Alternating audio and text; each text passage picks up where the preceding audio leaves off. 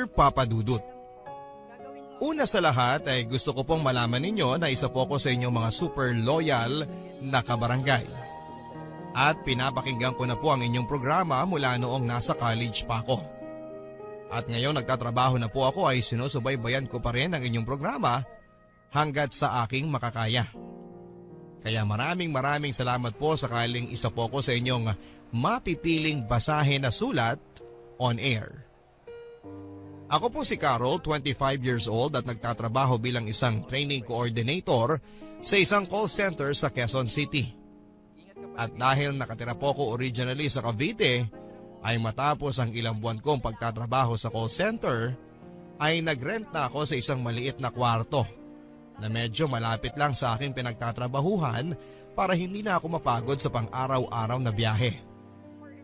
Simpleng tao lamang po ako, Papa Dudut. At simple lang din ang pangarap ko sa buhay. Ang makapagtrabaho, yumaman at magkapamilya. Responsable po akong tao. Kaya nga sa tingin ko ay yun din ang dahilan kung bakit hanggang sa ngayon ay wala pa rin akong boyfriend. Sa katunayan ay no boyfriend since birth po ako, Papa Dudut. At ngayong 25 na ako ay medyo nakakaisip na nga akong lumandi. Total ay may trabaho na ako. May naipon na rin naman ako kahit papaano. Ready na akong magka-love life. Ang kaso nga lang, yung mga panahon na dapat ay ginugugol ko para sa sarili ko ay kadalasan ay napupunta sa pag-aayos at pagsasalba sa mga gulo. At sakit ng ulo na pinapasok ng best friend ko na si Lyra. Kaedad ko lang din si Lyra, Papa Dudut. 25 years old lang din siya. Pero ang layo-layo ng maturity naming dalawa sa isa't isa.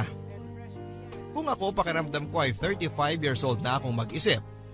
Si Lyra naman pakiramdam ko ay parang na-stuck sa pagiging teenager. Actually, high school pa lamang naman ay medyo pasaway na talaga si Lyra. Pero habang tumatanda siya ay parang mas lumalala ang kanyang sitwasyon. At ayoko mang gamitin ang term na yon dahil best friend ko si Lyra, Papa Dudut, ay naging isa siyang emotional vampire sa akin. Emotional vampire. Ito daw yung mga tao na kapag kasama mo ay parang hinihigop ng taong yon ang lakas at ang saya sa buhay mo hanggang sa wala nang matira sa'yo. At masakit mang sabihin, Papa Dudut, ay naging ganyan na ang tingin ko kay Lyra. Matapos ng lahat ng pinagdaanan kong paghihirap bilang nag-iisang best friend niya. Ang malungkot dyan, Papa Dudut, ay alam ko naman pong hindi niya yon sinasadya. At kung ano man ang nangyaring hindi maganda sa buhay niya, ay hindi naman niya ginusto. Talagang impulsive lang siya na tao. At sa tingin ko ay may factor din na galing siya sa isang broken family. Single mom kasi ang kanyang nanay at magkaiba pa sila ng tatay ng kapatid niya. Pero kahit na gusto kong magalit at iwanan na sa ere si Lyra, ay palagi akong inuunahan ng guilt. Alam ko kasi, Papa Dudut, na ako lang ang maaasahan niya. Bukod pa dyan ay sweet naman si Lyra. At maraming beses ko na rin napatunayan na kapag ako naman ang naatraso at nagkaroon ng problema, ay makikipagpatayan talaga siya, maipagtanggol lamang ako.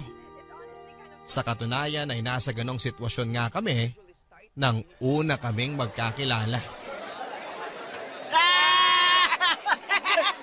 Yak! Tinan mo yung babae, oh! Bis! Bis! Tagus ka! Puto, gusto mo? Ako? Dugyot! Dugyot! Woo!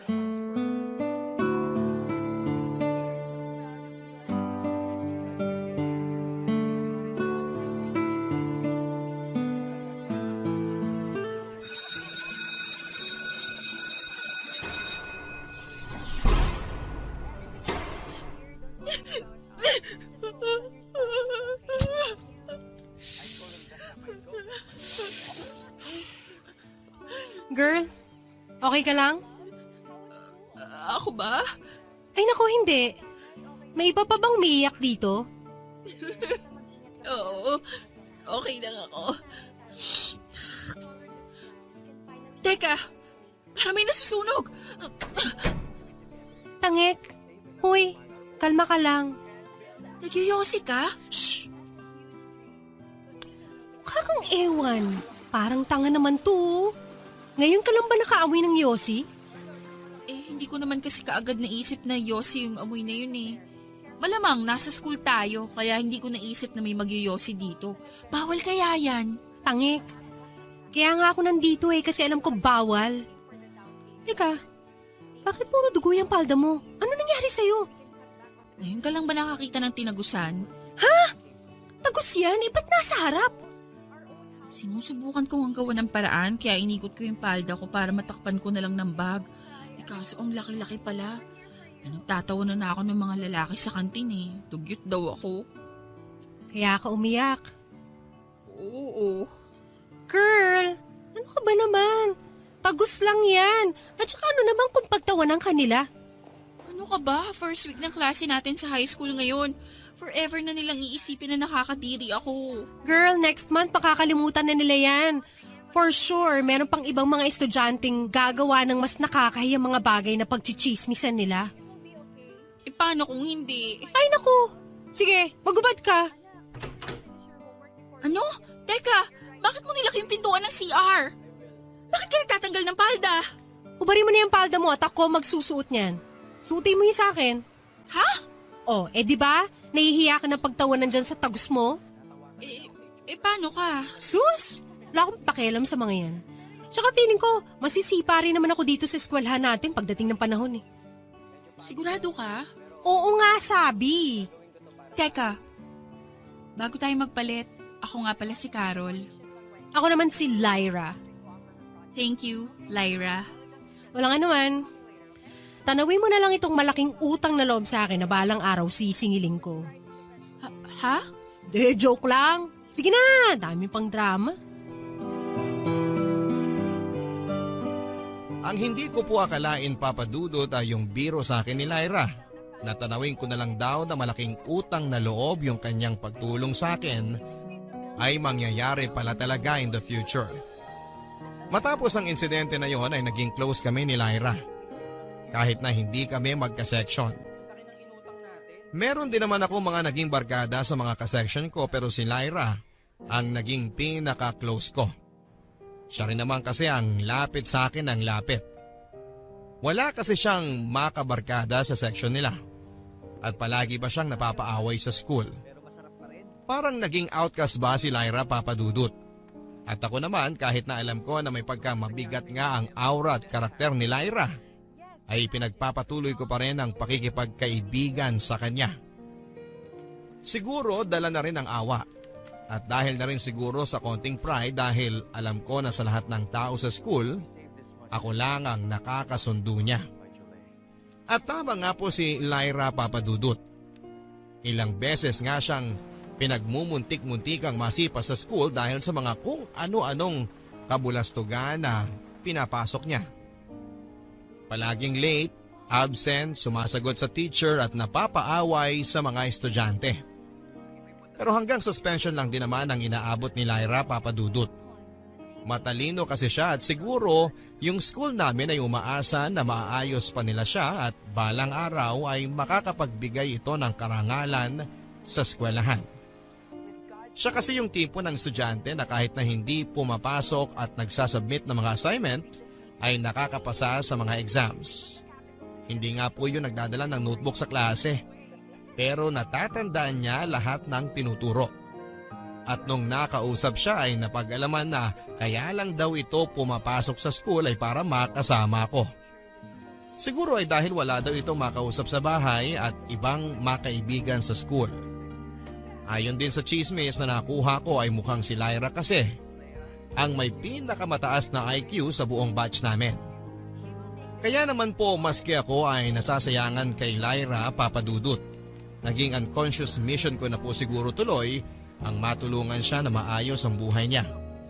At dahil maski ang mga kabarkada ko ay irritable kay Lyra, Eventually po ay maski ako ay hindi na nila inaaya sa mga lakad nila dahil alam nilang isasama ko lang si Lyra doon.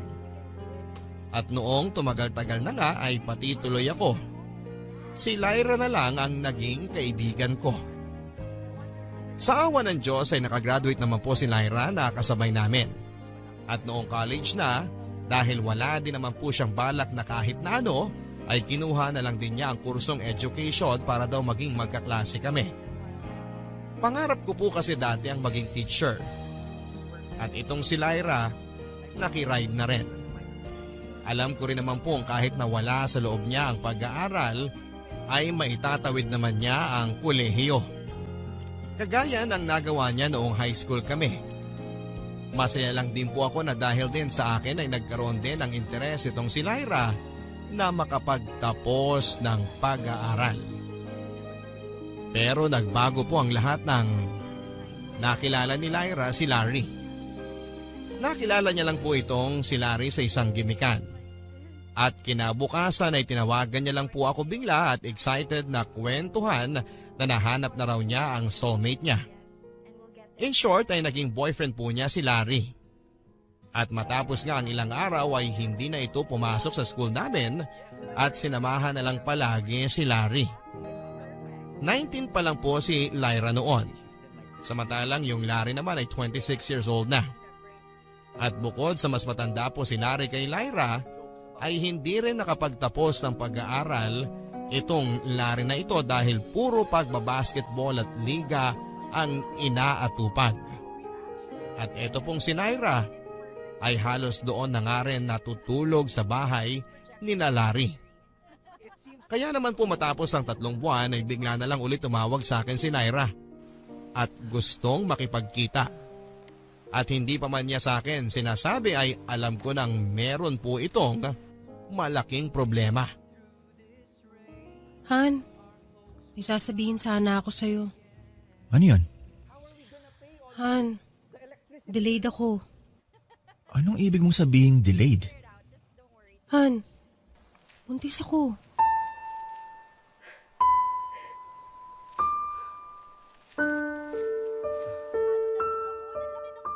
Ano?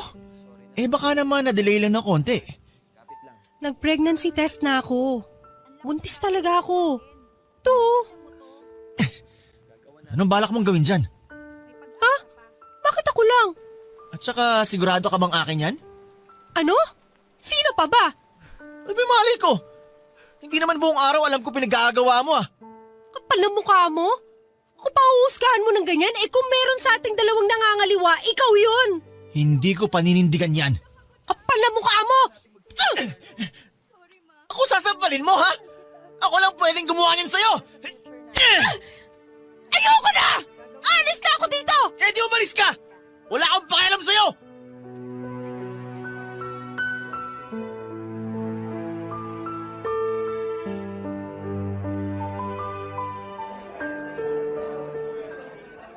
Uy, Lyra, ano nangyari sa'yo? Tumawag ako sa mama mo. Madalang ka na rin palang umuwi sa bahay ninyo. Oo Actually, galit nga sa akin ngayon si Mama. Saan ka natutulog? Doon, kina Larry. Kumusta ka naman? Ano nang balita sa'yo? Carol, naghiwalay na kami ni Larry. Ha? Bakit? Carol, buntis ako. Ano? 2 months na akong delayed. Ano ba yan, Lyra? So anong sabi ni Larry? Ayun, ayaw niyang panindigan. Ano? Ang kapal naman ang mukha niya. Sinasabi niya, sigurado daw ba ako na siya ang tatay nito? What? Nasaan ba yan? Dali, sugurin natin. Na, ayoko magmukhang kawawa. Lyra, ano ka ba? Anak niya yan. Hindi naman po pwedeng matapos niyang magpakasaya. Ngayong buntis ka na, bigla na lang siyang mawawala. Anong balak niya? Dispatchahin sa'yo yung anak niya? Carol, ayoko na rin Tama lang naman talaga na hiniwalayan mo yung magaling na lalaki na yan. Pero hindi tama yung iiwan ka niya sa area at hindi niya yan panindigan. No, ang ibig kong sabihin, ayoko na rin dalhin tong bata. Ha? Anong ibig mong sabihin? Carol, Gusto ko ipalaglag tong bata. What? Bakit mo gagawin yun? Wala namang kasalanan yung bata. Ayoko rin namang buhayin tong batang hindi naman ako handa na maging nanay. Tapos wala rin siyang tatay. Walang may gusto sa batang to. Lyra naman. Kilabutan ka naman. Carol, ayoko matulad sa akin ng anak ko. Yung nanay ko, alam ko, ayaw niya naman sa akin eh. Magkaiba pa kami ng tatay ng kapatid ko. Ayoko lumaki yung batang to na pakiramdam niya walang may gusto sa kanya sa mundo. Na-aksidente lang siya. Lyra, hindi ka aksidente, okay? At wag mong sabihin na walang may gusto sa'yo dito sa mundo. Ako, anong tawag mo sa akin? Best friend mo ko. At ang nanay mo, sigurado ako kahit malayo kayo sa isa't isa, mahal ka rin nun. Carol, samahan mo na lang ako please. Samahan mo ko ipalaglag tong bata. No, ayoko. Hindi ko pwedeng gawin yon. Kala ko ba magkaibigan tayo? Buo na ang desisyon ko. Gusto ko ipalaglag tong bata. Pero hindi ko kayang gawin to mag-isa. Kailangan ko ng kasama. Lyra, magkaibigan tayo pero hindi ko pwedeng gawin yan. Labag yan sa paniniwala ko sa buhay. I'm sorry. Please, Carol, please. Hindi ko kayang pumunta doon na mag-isa. Isa pa, alam ko namang magiging delikado yung procedure eh. Ano kung may mangyari din sa akin? Kaya nga eh. Huwag mo nang ituloy ang binabalak mo. Kasalanan yan eh.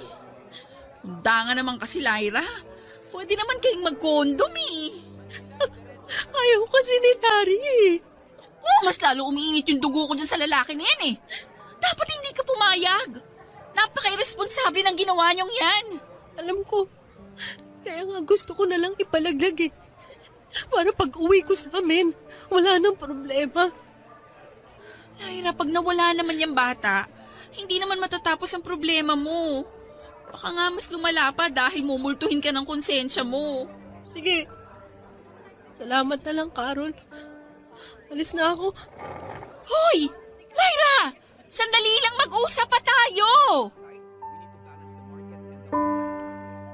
Matapos po noon ay hindi na ako kinontak pang muli ni Lyra sa loob ng ilang linggo, Papa Dudut. Dahil din sa pangyayaring yon ay hindi na rin po ako pinatulog ng konsensya ko sa loob ng ilang araw.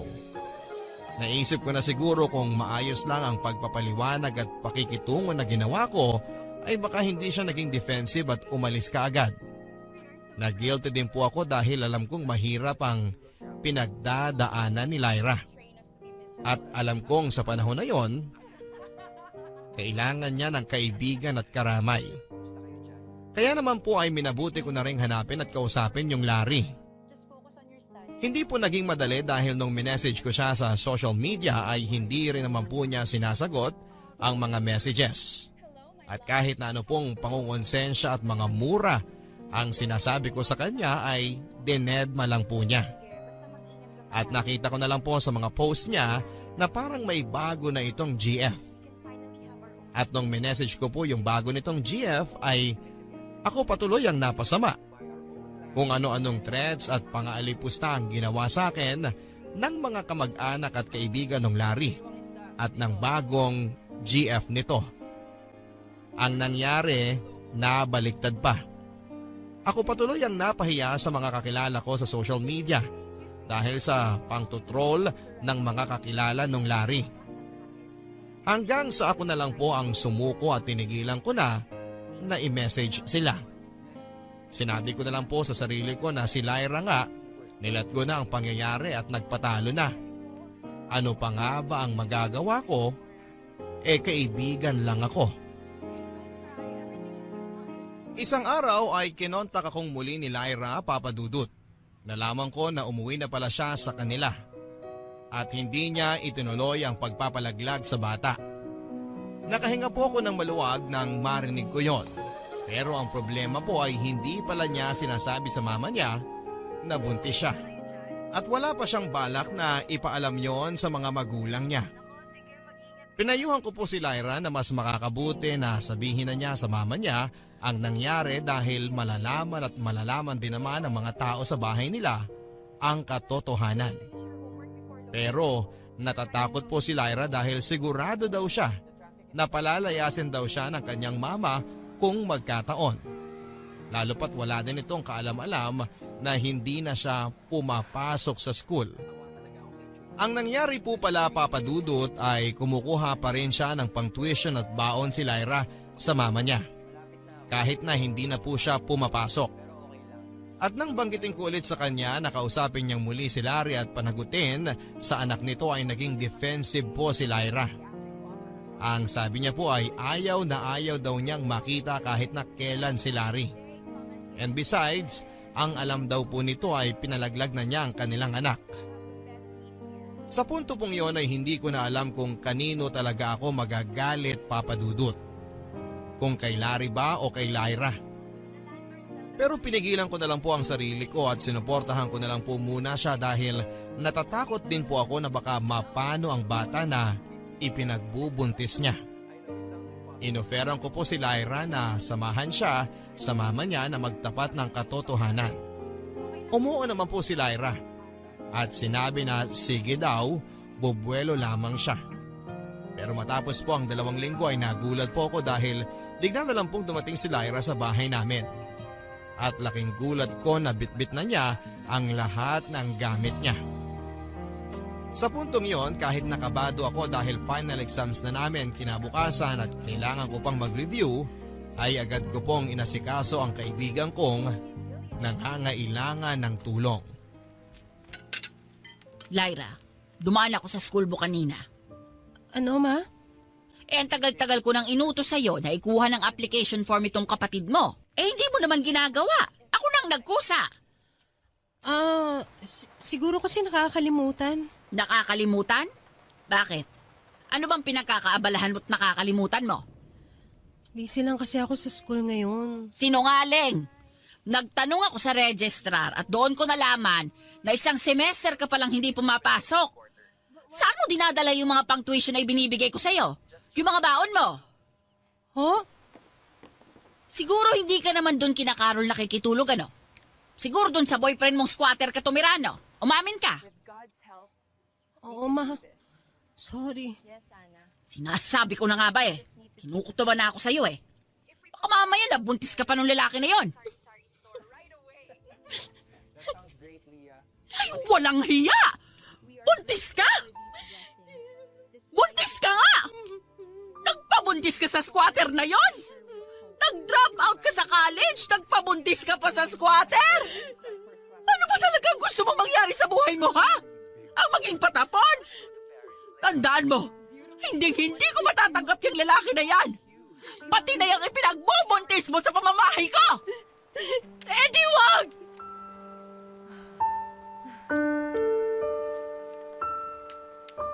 Sardines again. We might turn into fish eating this every day. As long as we're together, that's all that matters. What should we write for this year? Lyra, ano nangyari? Gabing-gabi na. Carol, pwede bang dito muna ako sa inyo? Carol, sino yan? Ma, si Lyra. Oh, Lyra, anak. Ano nangyari? Tita, pwede po bang dito muna ako? Nag-away po kasi kami ni Mama Ganun ba? Oy, sige, pasok ka. Kumain ka na ba? Okay lang po, Tita. Huwag na kayong mag-abala. Ano bang nangyari? Tita, ano po kasi umalis na po ako sa amin. Bakit naman? Anong dahilan? Nag-away po kasi kami ni Mama. Ano bang pinag-awayan ninyo? Ano po, buntis po ako. Ilang buwan na? 4.5 months po. Halika nga, bata ka. Nasaan ba ang tatay niyan? Nakipag-iwalay na po ako. Ayaw po akong panindigan. Ano? Anong sabi ng mama mo? Yun na nga po, Tita Nung sinabi ko po na buntis ako, nagalit po siya. Tapos ako na po yung kusang umalis sa amin. Ay, naku. Bakit ka umalis? Siyempre magagalit ang nanay mo dahil nalaman niya na nabuntis ka. Natural lang naman yun. Halika, iyahatid ka namin sa bahay ninyo. Ako nang kakausap sa mama mo. Tita, wag na po, please. Kung pabigat lang po ako dito, aalis na lang po ako. Ay nako, Lyra. Huwag ka nang umalis. Oras na ng gabi, oh. Maglalakad ka sa kalsada, buntis ka pa. Sige na, dito ka na magpalipas ng gabi. Pero pag-isipan mo munang mabuti ang desisyon mong paglalayas na yan, ha? Oy, Carol, halika na nga muna sa itaas. Ayusin na natin yung tutulugan ni Lyra.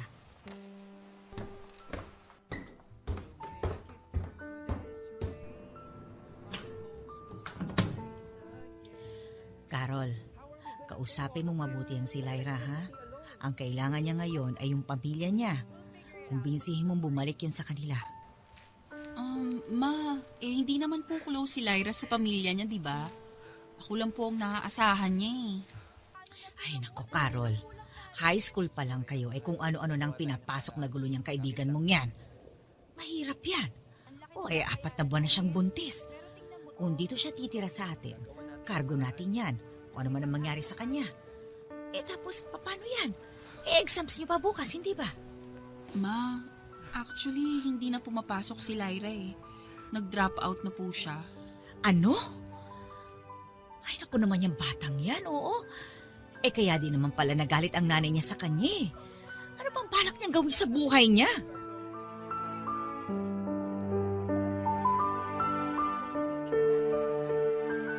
Kahit nalabag sa loob ni Mama ay ipinaglaban ko po na kupkupin namin ang pansamantala si Lyra. Pero nang talagang malaki na po ang tiyan ni Lyra at mga 6 or 7 months na po siyang buntis ay hindi na po nakatiis si Mama. Kinausap niya po ng masinsinan si Lyra at kinumbinse na mas makakabuti kung uuwi muna siya sa kanila dahil baka manganak na siya anytime soon. Inassure na lang po ni Mama na anytime na magkaproblema si Lyra ay naroon lang naman kami para tumulong. Para din po makasiguro kami na magiging maayos ang pagbalik ni Lyra sa kanila, ay sumama po kami ni Mama sa kanya para makausap po ni Mama at mapaliwanagan ang nanay ni Lyra. At doon na nga po ako naawa ng gusto kay Lyra, Papa Dudut. Pagbukas pa lang ng pintuan ay hindi man lang niyakap o kinumusta ng nanay ni Lyra ang anak niya. Ang una pa pong sinabi ay anong ginagawa niyo dito? At nang makausap po sila ni Mama ay kitang-kita ko kung paano naging defensive ang nanay ni Lyra. May kasabihan po tayo na hindi matitiis ng nanay ang anak nito. Pero sa kaso po ni Lyra ay pakiramdam ko ang nanay niya po ang exception to the rule. Sa katunayan nga po, pag-uwi namin sa bahay ni Mama ay nabanggit din niya, kaya naman daw siguro pala naging ganon si Lyra dahil yung nanay nito ay walang kaamor-amor sa anak nito. Nairaos naman po ni Lyra ang panganganak at binisita na po namin siya sa ospital. Pagkatapos po noon ay malimit ko na rin po siyang binibisita sa bahay nila. At doon ko nga rin po nakita na talagang hirap pa itong si Lyra sa pagiging nanay. In fact, kapag umiiyak nga po ang bata ay pinababayaan niya lang minsan. At kung minsan pa nga ay tinatakpan niya ang crib ng kumot para daw hindi masyadong maingay. Ako na nga po ang naaawa dun sa bata, Papa Dudut. Kaya kapag nandun ako ay malimit na ako ang kumakarga at umaalo sa baby niya. Pinangalanan niya po ang baby na si Carlo para daw po malapit sa pangalan ko. At noong binyag na nga po ay kinuha niya ako na maging ninang ng anak niya. Isa nga naman po yon sa mga nakakaawa na bagay na nasaksihan ko. Dahil ang bisita lang sa binyag ng bata ay kami ni Mama. May iba pa rin naman daw pong ninong at ninang na tinawagan si Lyra. Pero ako lang ang pumunta. At matapos ng binyag sa simbahan ay kumain lang kami sa isang fast food ni na Mama at ng kapatid niya. Hindi na nga rin sumama ang nanay ni Lyra dahil may lakad pa raw po ito. Nang nag 1-year-old na nga po si baby Carlo ay tuluyan na nga pong naghanap na ng trabaho si Lyra. At hindi na tinapos ang kanyang pag-aaral. Nakakuha naman po siya ng trabaho bilang isang crew sa fast food. At dahil masyado pang bata ang anak niya, ay kumuha rin sila ng katukatulong sa pag-aalaga.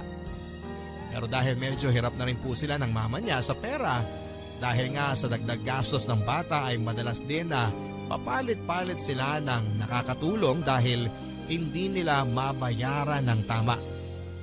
At sa mga ganong pagkakataon kapag may emergency ay sa akin humihingi ng tulong si Lyra. Carol, hindi pa rin nasusundo ni Lyra si Carlo? Ama, hindi pa po eh. Alak ka. Magkaalauna na. May OJT ka pa bukas. Paano ka dyan? Gusto mo ba na ako na mag-alaga riyan? Okay lang po, ma. Sige na po, matulog na kayo. May trabaho pa rin kayo bukas. Parating na rin po siguro si Lyra. Tinawagan mo na ba? Ano ang sabi? Opo.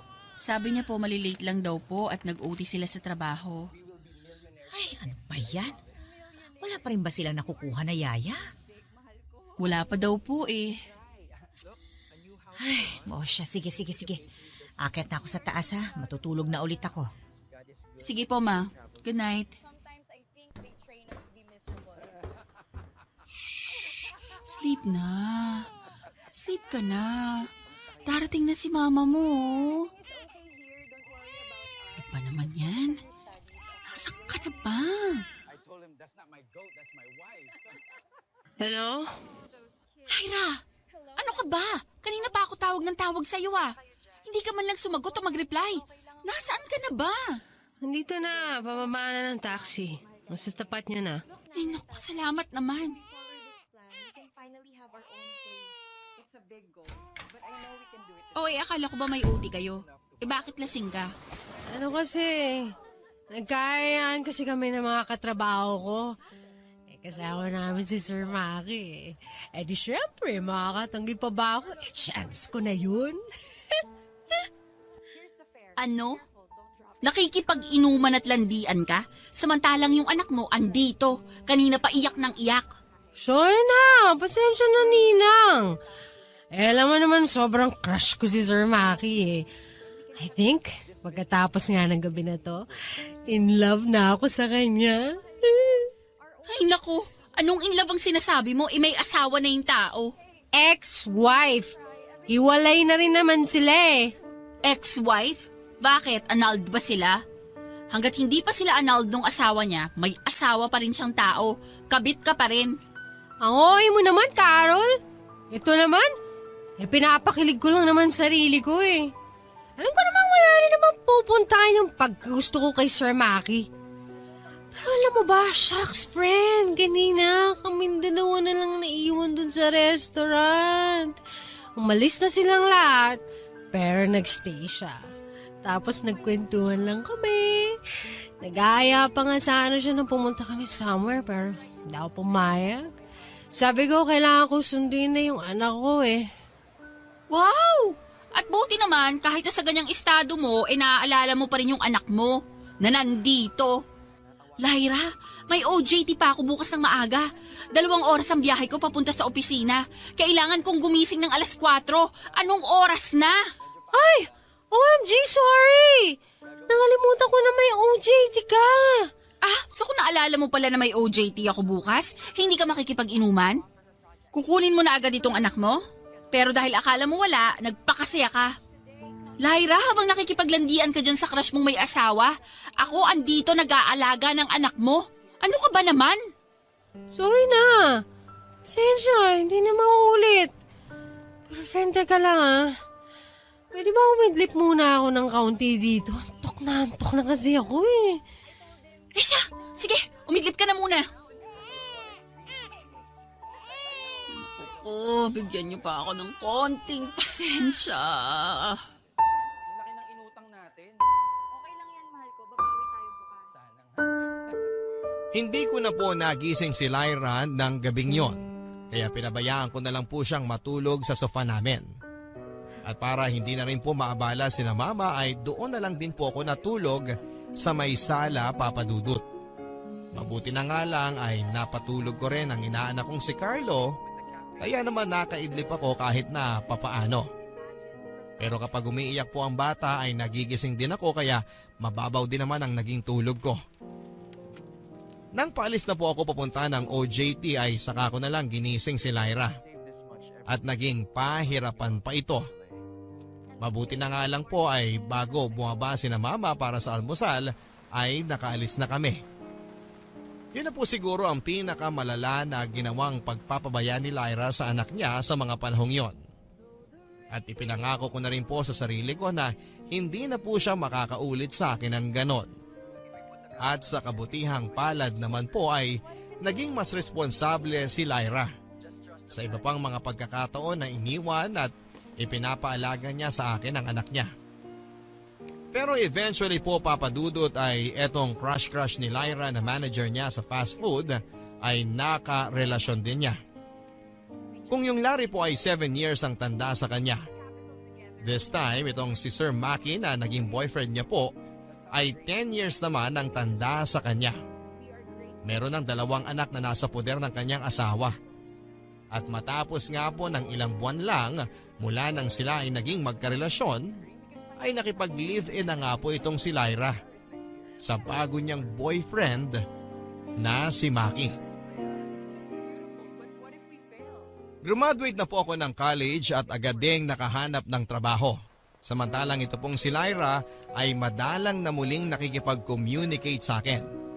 Ganun po kasi ang sakit ni Lyra. Kapag may bago siyang karelasyon ay nawawala siya sa radar. Parang umiikot lang ang mundo niya sa tao na yon. At kapag kinukumusta ko naman sila ng inaanak ko, ay sinasabi naman niya na maayos po sila. At mahal na mahal daw sila ni Maki. Nang marinig ko po ito papadudot ay naging medyo kampante na ako para sa kaibigan ko. Ang sabi ko sa sarili ko kahit na siguro hiwalay sa asawa at malaki ang agwat nila sa kanyang asawa ay mukhang finally ay nakakuha naman siya ng tao na mag-aalaga sa kanya. Medyo pangit man pong pakinggan papadudot. Pero 3 taon din pong medyo naging tahimik ang buhay ko at nakahinga ako sa mga sakit ng ulo na ibinibigay sa akin ni Lyra bilang best friend niya at ninang ng anak niya. Padalang na lang po ang pagkikita namin. Hanggang sa umabot sa nagkakausap na lang kami kapag birthday ng inaanak ko o kung hindi man ay kapag Pasko. Pero sa 3 taon po na nagsasama sila nung Maki ay never din po na sumama itong si Maki at nakipagkwentuhan sa amin. At minsan nga ay hindi ko alam kung ini-imagine ko lang ay parang ang saya-saya ni Lyra kapag hindi niya kasama si Maki. Eventually po ay lumipat na nga po ako ng trabaho at bumukod na rin sa bahay namin. At ilang buwan matapos kong kumuha ng sarili kong apartment, ay nagulat na lamang ako nang bigla namang sumulpot si Lyra sa pintuan ko.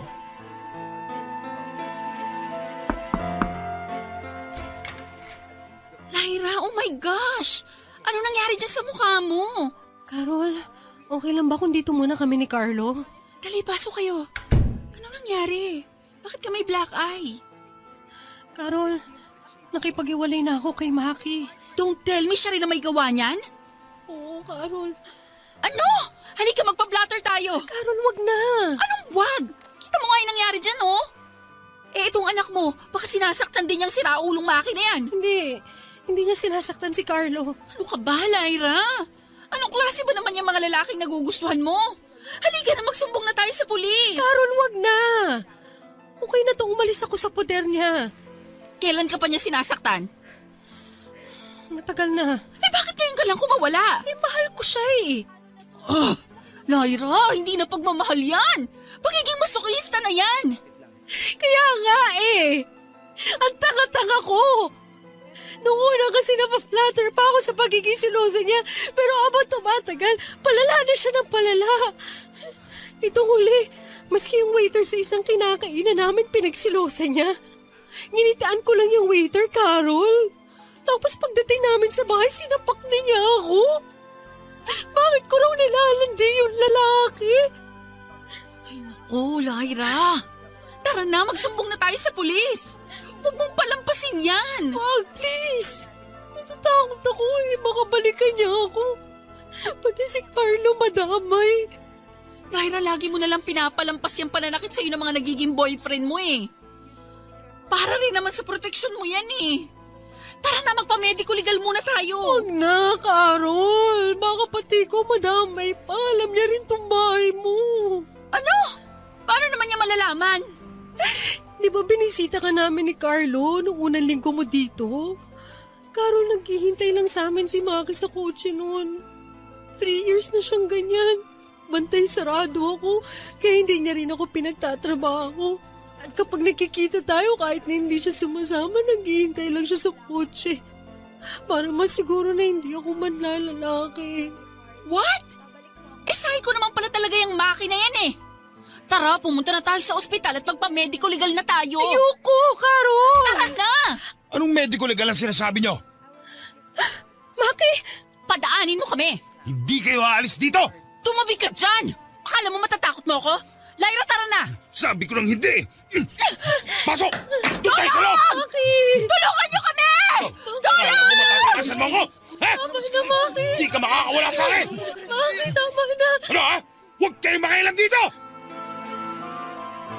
Mabuti na lang po at umayuda sa amin ang mga kapitbahay ko sa inuupahan kong apartment, Papa Dudut. Mabuti na nga lang at kahit bago pa lang ako doon ay nagpakita na sila ng kabutihan at malasakit sa amin. Dahil kung hindi ay baka kung ano ang ginawa sa amin ni Maki. Matapos po nilang tumawag ng barangay ay dumating po ang mga tanod at tuluyan na rin pong ipinablatter si Maki. Hindi ko na po pinalabas si Lyra at ang anak niya sa apartment ko, Papa Dudut.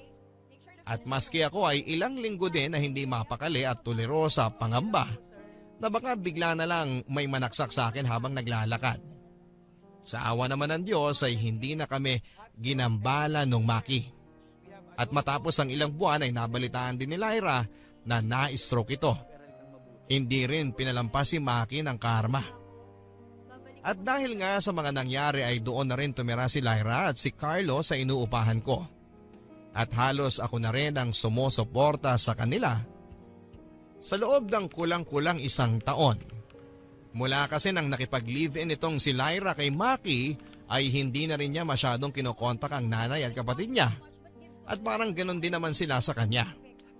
Sa madaling sabi ay parang nakipagkatays na sila ng kanyang mga kamag-anak sa isa't isa. At ako na lang talaga ang naaasahan niyang tutulong sa kanila ng anak niya. Mabuti na lang din at eventually ay nakakuha din ng trabaho si Lyra sa isang call center. At natuwa ako dahil nakikita ko na parang unti-unti na siyang nakakabangon sa mga pinagdaanan niya at nagiging independent na. Eventually ay bumukod na rin sila at lumipat na rin sila ng sariling kwarto ni Carlo sa may kalapit na bahay na malapit sa akin. OMG! Up to 70% off yung mga damit nila. Let's go! Hoy, Lyra, ano ka ba? Ang dami-dami na niyang mga pinamili mo. 2 na tayong nagbubuhat dito mga pinag-shopping mo. Ayaw mo pa rin tumigil. Sayang naman kasi, minsan lang mag-discount. 70% discount nga. Ang original price naman ng mga damit na yan, 10,000. Di 3,000 pa rin yun. Ano ka ba? 2 kahon na ng ukay-ukay na damit ang mabibili mo sa halaga na yan. Friend, ano ka ba? Nahan mo nga yung poses mo, nakakaya. Graduate na tayo dyan sa ukay-ukay, ano ka ba? Mayaman na tayo ngayon. Ay naku, ehon ko sa'yo. Halika na, pumasok na tayo.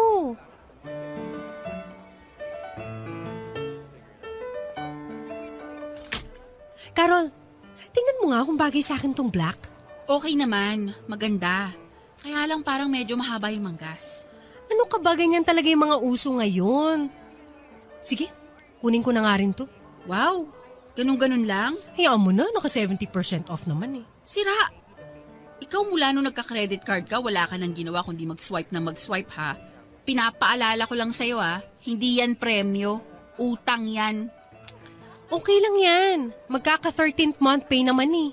Ay nako, ano, nag-open ka na ba ng isa pang account para lang sa savings mo? Hindi pa. Tsaka na, kapag dumating na yung 13th month pay ko. Ano pang matitira sa 13th month pay mo? Kung ipambabayad mo sa credit card dahil dyan sa mga pinag-shopping mo. Okay lang yan. God will provide. Lyra, alam mo nasa Diyos ang awa pero nasa tao ang gawa. Anong akala mo kay Lord? Genie na nasa bote kapag hinaplos mo, ibibigay niya lahat ng gusto mo?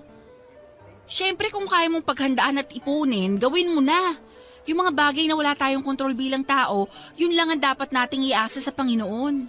Ay nako, tama na nga Sister Lyra. Sige na. Magbubukas na ako ng isa pang savings account para lang sa ipon. Tama! At siguraduhin mo na huwag mong gagastusin yon. Tapos kapag nakaipon ka na ng sapat, saka mo i-invest sa negosyo.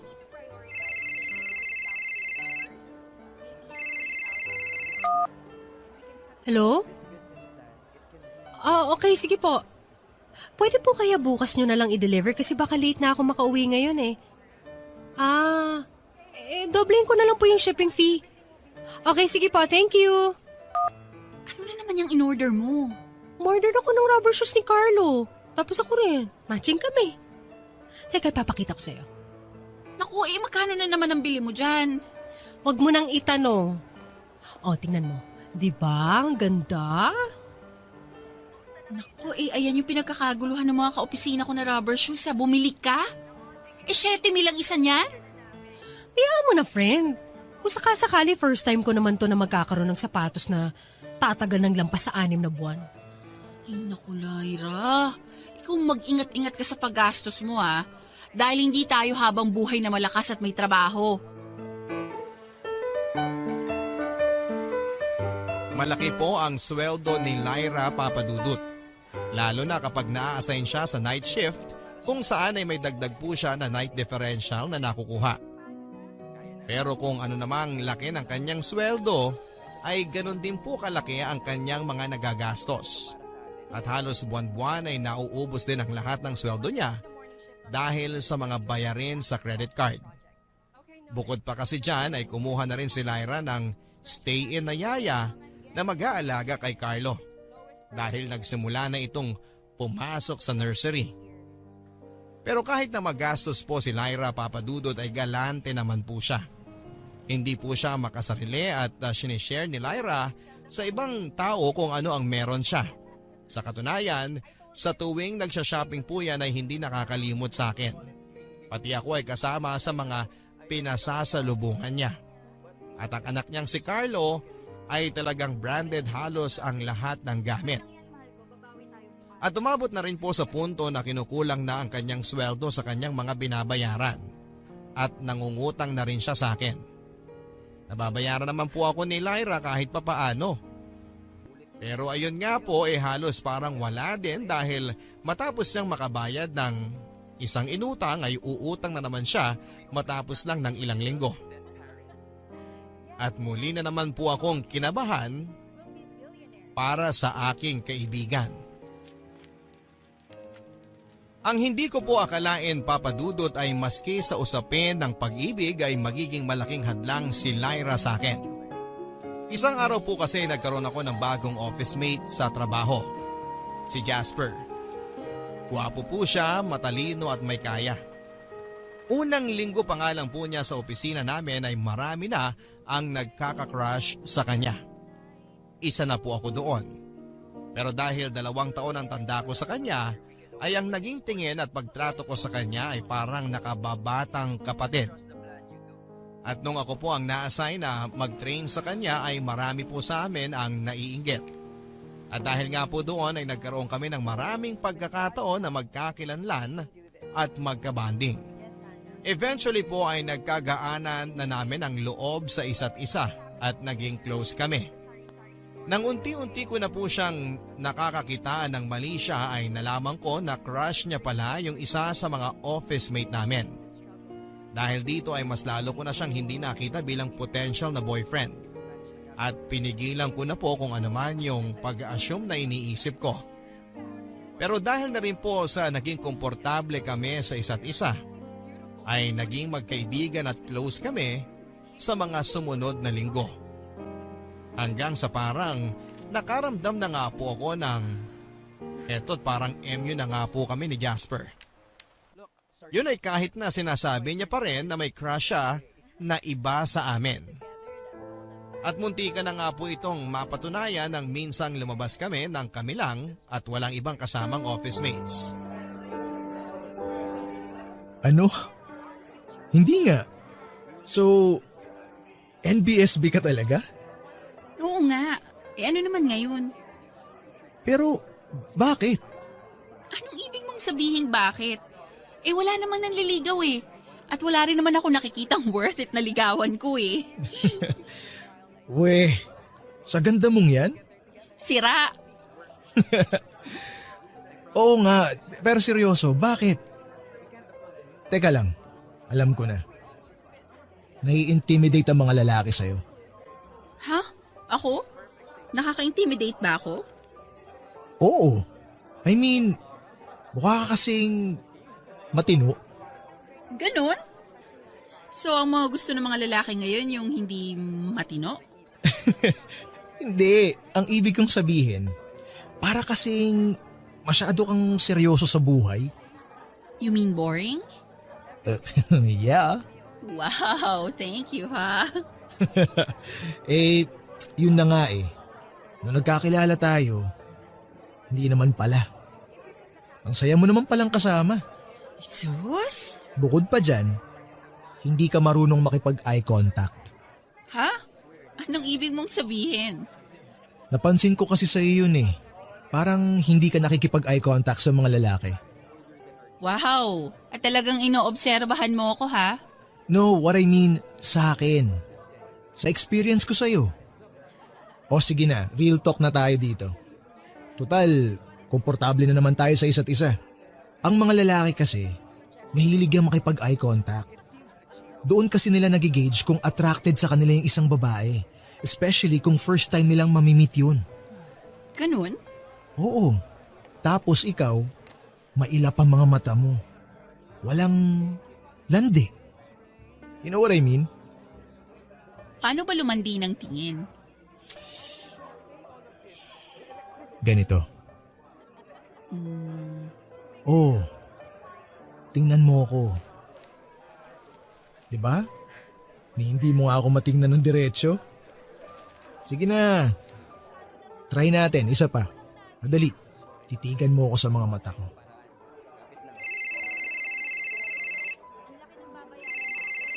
Sino ba naman tong tawag ng tawag na to? Si Lyra. Wait lang Jasper ha, tumatawag yung best friend ko eh. Hello Lyra? Carol, nasaan ka ngayon? Pwede ba kitang puntahan? Kailangan ko talaga na makakausap ngayon eh. Ganun ba? Sige, pauwi na rin naman ako maya-maya. Antayin mo na lang ako sa bahay. Okay, sige, thank you. Jasper, mukhang kailangan ko nang umuwi. Ganun ba? Oo eh, mukhang may problema na naman yung best friend ko. Sige. Kung ganun, ihatid na kita. Talaga? Oo naman. Gabi na, lang naman pag-taxiin pa kita. Okay. Salamat Jasper ha. Basta, sa birthday ko pumunta ka. Siyempre naman. Nice. Aasahan talaga kita ron. Mawala na ang lahat. Huwag lang ikaw.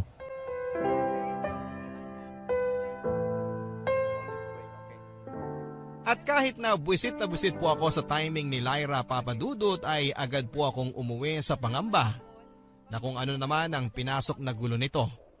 Pero pag uwi ko nga naman ay nalaman ko na isang malaking kamalasan pala ang dumapo kay Lyra.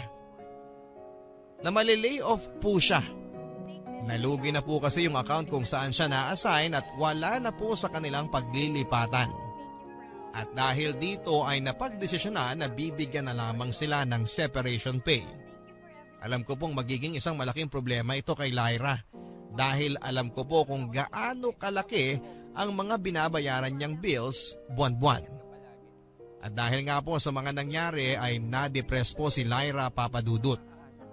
Sa mga sumunod na araw ay halos tuliro at tahimik lang po ito kapag nakikita ko. At dahil na rin po siguro sa guilt na ako po ay pumapag-ibig at nagpapakasaya habang ang best friend ko naman ay kakawala lang ng trabaho ay minabuti ko na rin pong mag-beg off sa birthday ni Jasper.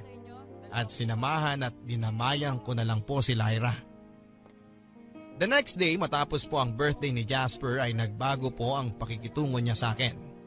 Naiintindihan ko naman po na magkakaroon siya ng tampo dahil hindi ako nakarating. Pero ang talagang kinagulat ko po ay nang marinig ko na usap-usapan sa opisina na may nangyari kay Jasper at doon sa babaeng nabanggit niyang crush niya. At ngayon ay parang naging item na sila. At pagkatapos po ng isang linggo, Papa Dudut, ay naging si Jasper na at ng babaeng yon. At si Jasper ay naging cold na rin sa akin na parang may kinikimkim na sama ng loob.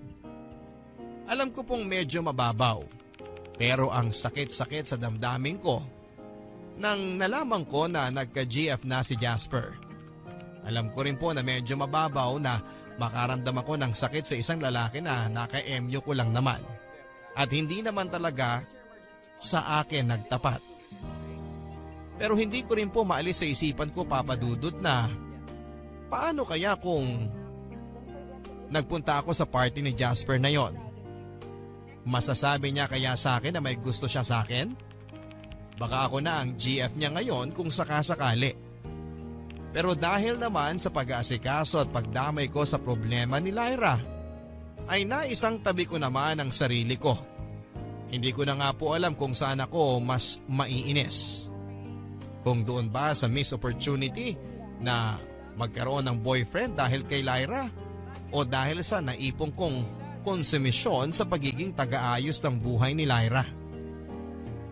At umabot na nga po sa rurok ang depression ni Lyra, Papa Dudut.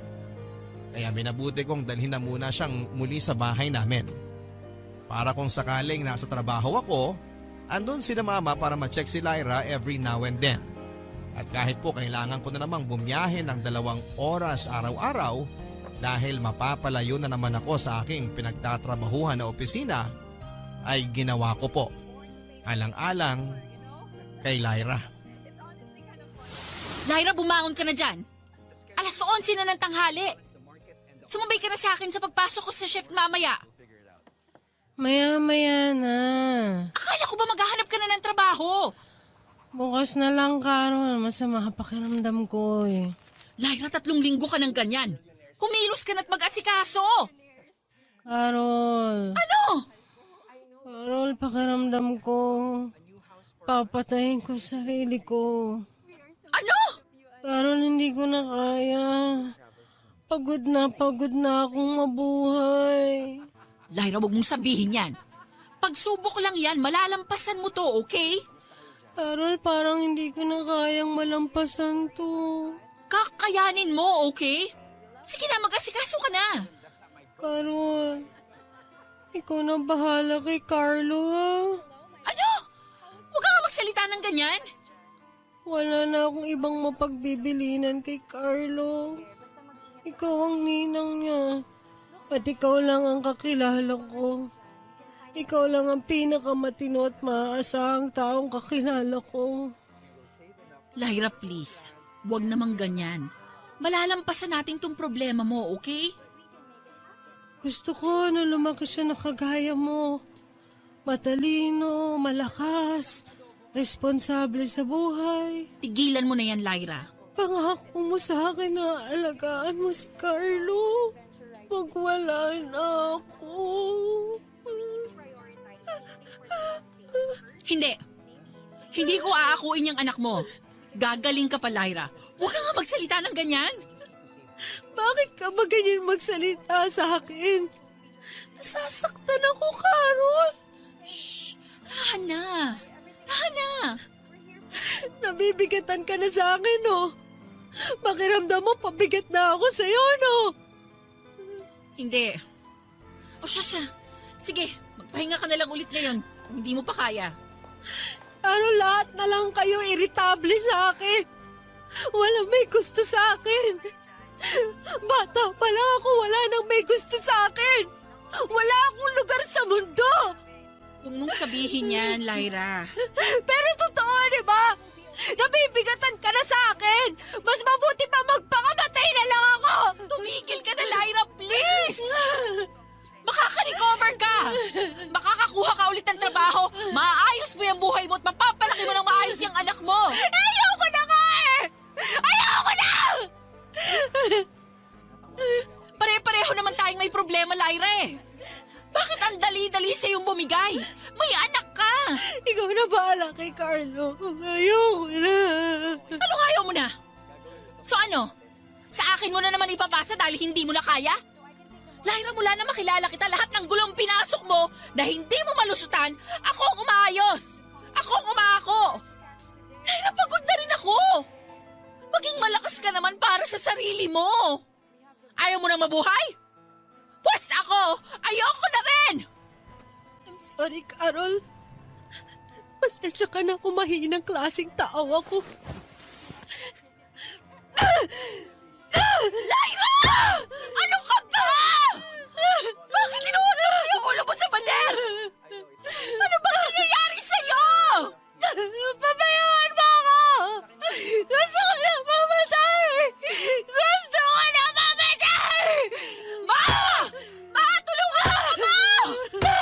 Tama na! Ano ba yan? Sandali lang! Ano ba nangyayari dito? Lyra! Carol, ano ba? Dali, ma! Tumawag ka na ng ambulansya! Sandali, sandali! Lyra! Lyra, ano ba?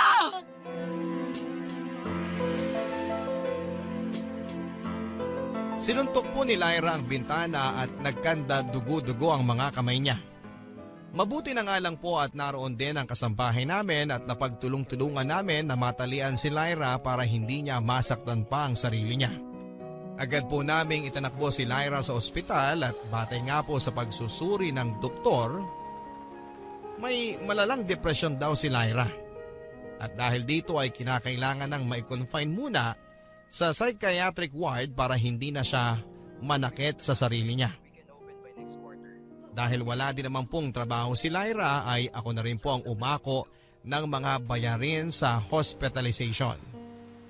Gusto ko na po talagang sumigaw at magwala na rin po sa puntong yon. Hirap na rin po akong maging kaibigan ni Lyra. Pero at that point ay parang hindi na rin naman ako po pwedeng bumigay dahil baka buhay na ni Lyra ang maging kapalit.